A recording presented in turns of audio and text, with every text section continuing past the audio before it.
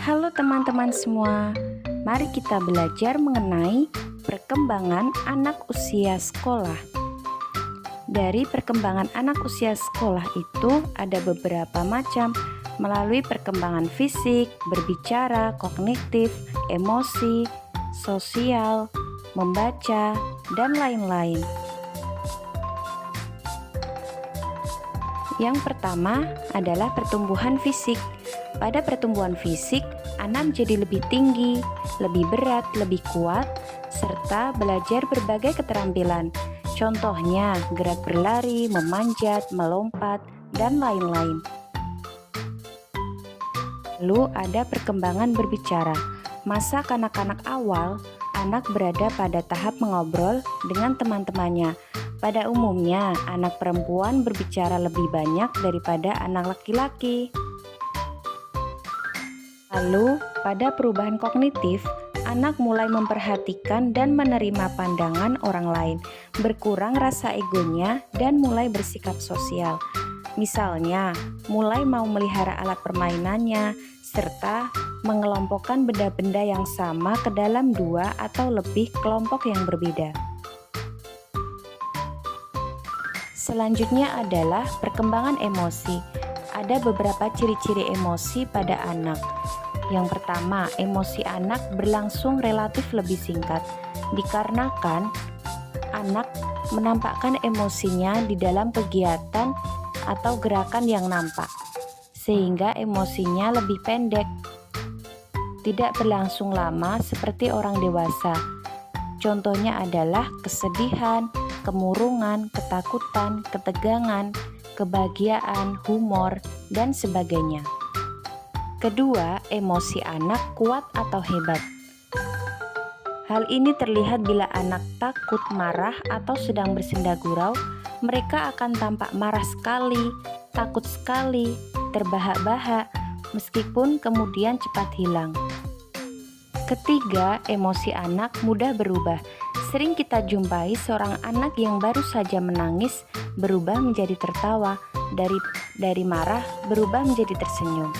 Sering terjadi perubahan, saling berganti-ganti emosi, dari emosi susah ke emosi senang, dan sebaliknya dalam waktu yang singkat. Yang keempat adalah emosi anak nampak berulang-ulang. Hal ini timbul karena anak dalam proses perkembangan ke arah kedewasaan. Ia harus mengadakan penyesuaian terhadap situasi di luar, dan hal ini dilakukan secara berulang-ulang. Contohnya, mungkin anak sehari menangis 7 kali, marah 5 kali, dan seterusnya. Yang kelima, respon emosi anak berbeda-beda. Pengalaman belajar dari lingkungan membentuk tingkah laku dengan perbedaan emosi secara individual. Misalnya, anak yang dibawa ke dokter gigi, responnya ada yang tertawa, ada yang menangis, ada yang tidak memperlihatkan reaksi apapun. Yang keenam, emosi anak dapat diketahui dari gejala tingkah lakunya. Meskipun anak kadang-kadang tidak memperlihatkan reaksi emosi yang nampak, namun emosi itu dapat diketahui dari tingkah lakunya. Misalnya melamun, gelisah, menghisap jari, sering menangis, dan sebagainya. Yang ketujuh, emosi anak mengalami perubahan dalam kekuatannya. Suatu ketika emosi itu begitu kuat, kemudian berkurang. Misalnya, seorang anak memperlihatkan rasa malu-malu di tempat yang masih asing. Kemudian ketika ia sudah tidak merasa asing lagi, rasa malunya berkurang atau bahkan hilang. Yang kedelapan, perubahan dalam ungkapan-ungkapan emosional. Anak-anak memperlihatkan keinginan yang kuat terhadap apa yang mereka inginkan. Bila keinginannya tidak terpenuhi, ia akan marah.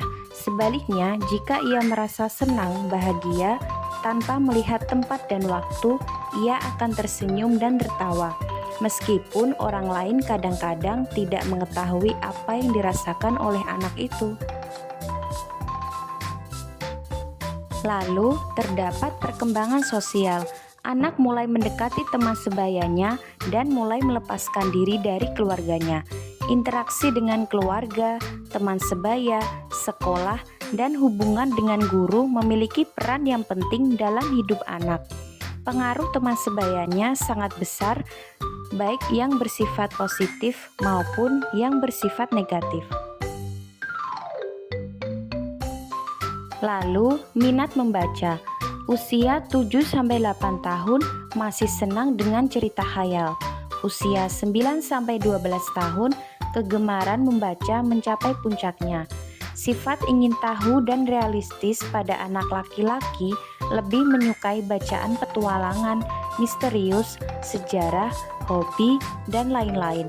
Pada anak perempuan, lebih menyukai cerita binatang, puisi, cerita dari kitab suci, kehidupan seputar rumah tangga, dan lain-lain. Kegiatan bermain. Kegiatan sekolah mengurangi waktu bermain daripada masa sebelumnya, ditunjang dengan TV, radio, dan buku bacaan. Bermain kelompok lebih disukai, banyak memberikan pengalaman berharga. Bermain kelompok lainnya, permainan olahraga seperti basket, voli, sepak bola, dan lain-lain, permainan konstruktif, dan kreativitas anak. Oke teman-teman, selesai sudah materi tentang perkembangan anak yang kita pelajari. Semoga bermanfaat untuk kita semua. Terima kasih dan salam sehat untuk semuanya.